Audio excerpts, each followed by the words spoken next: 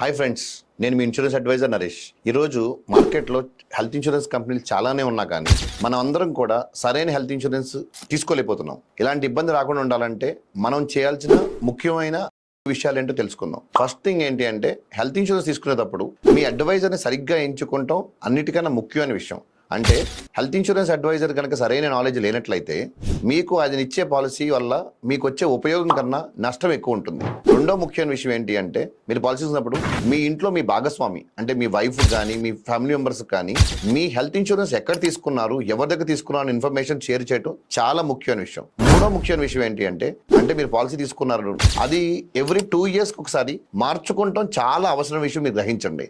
Continuous గా ఒకే policy కనుక కట్టుకుంటూ వెళ్తున్నట్టయితే మీరు మార్కెట్లో వచ్చిన కొత్త అప్డేటెడ్ పాలసీ చాలా మిస్ అవ్వడం జరుగుతుంది. దీనివల్ల మీరు తెలియకుండానే తక్కువ డబ్బులకి ఎక్కువ కవరేజ్ పొందే అవకాశాన్ని మీరు మిస్ అవ్వడం జరుగుతుంది. ఇలాంటి మరిన్ని అప్డేట్స్ కోసం మన ఛానల్ని ఫాలో అవ్వాలని, మీ దగ్గరలో ఉన్న మెంబర్స్కి షేర్ చేయాలని కోరుకుంటున్నాం. Thank you very much.